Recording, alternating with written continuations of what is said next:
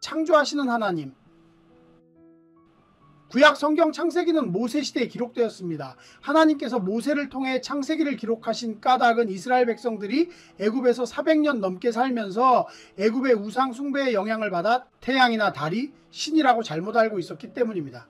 400년간 그들에게는 하나님의 선지자도 없었고 그저 요셉 덕분에 애굽에서 편하게 먹고 살다가 요셉이 죽고 다른 왕조가 들어서면서 노예로 전락한 채 애굽인들이 섬기던 신들에게 조금씩 동화되어 갔습니다. 그래서 하나님께서 애굽에 10가지 재앙을 내리심으로써 그들이 신이라고 여기던 애굽의 우상들은 참다운 신이 아니고 인간이 만들어낸 허상에 불과하다는 것을 알게 하신 것입니다.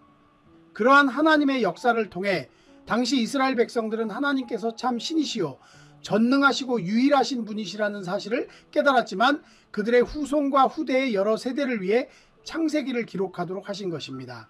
사실 요즘 사람들은 창세기가 쓰여진 배경은 생각하지 않고 오늘날의 시각이나 자신들이 생각하는 방식에 부합하지 않으면 허무맹랑한 이야기로 치부해버리기 일쑤입니다.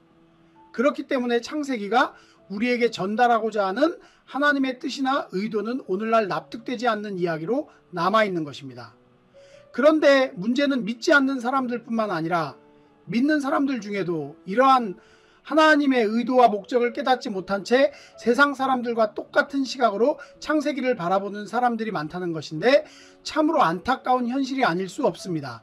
저는 개인적으로 창세기의 말씀이 가장 어렵고 요한계시록의 말씀이 그 다음으로 어려운 말씀이라고 생각합니다.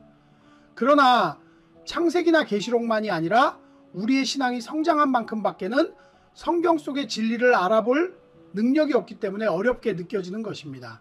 창세기는 하나님께서 어떻게 지구를 만드셨는가를 보여주기 위한 말씀이 아닙니다. 그것은 천지를 창조하시고 인간을 창조하신 하나님의 목적에 대한 이야기이지 하나님께서 어떤 방식과 지식으로 우주를 창조하시고 지구를 만드셨는가를 보여주기 위한 말씀이 아니라는 뜻입니다. 그런데 우리는 그러한 관점에서 창세기를 바라보기 때문에 창세기에서 보여주고자 하는 참다운 목적과 이유를 깨닫지 못하는 것입니다. 창세기는 하나님께서 인류를 창조하신 목적과 인류를 구원하실 계획과 과정과 방법을 기록한 책입니다. 이 문제는 지구가 어떻게 생성되었는가의 문제보다 더 중요하므로 하나님께서는 우리가 이러한 하나님의 목적과 계획을 깨닫기 원하셨던 것입니다. 그것은 과거 이스라엘 백성과 모든 세대의 인류에게 동일하게 중요한 문제입니다.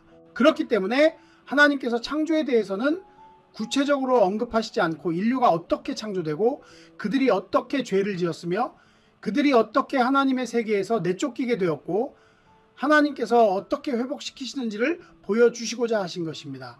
그래서 창세기는 다른 어떤 말씀보다 하나님의 은혜에 대한 이야기가 많습니다.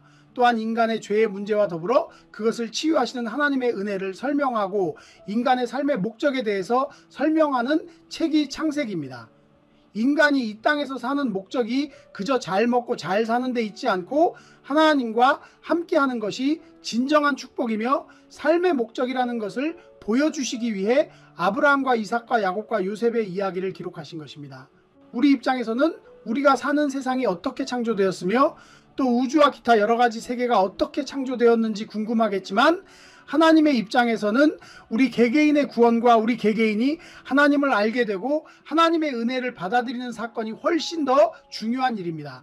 하나님께서 천지를 창조하신 후에 아무 관심 없이 저 하늘에 계시는 것이 아니라 그때로부터 지금까지 저 우주와 세상만큼이나 복잡 미묘한 우리 마음속에 하나님의 은혜를 넣어주시고 우리가 그 은혜를 받아들이게 하시기 위해 일하시며 우리의 생각과 마음에 하나님의 창조의 능력으로 역사하시고 계십니다. 그래서 하나님의 섭리와 역사 속에서 하나님의 은혜를 받아들이고 새로운 영적 생명으로 거듭나는 사람들이 오늘날에도 생겨나고 있는 것입니다. 우리에게는 우주를 만드시고 지구를 만드신 일이 더 대단하게 보일지 몰라도 하나님께는 우주를 창조하시는 일과 우리의 마음을 새롭게 하시는 일 모두 창조의 영역에 속하는 일이며 동일한 하나님의 역사라는 점을 인식해야 합니다.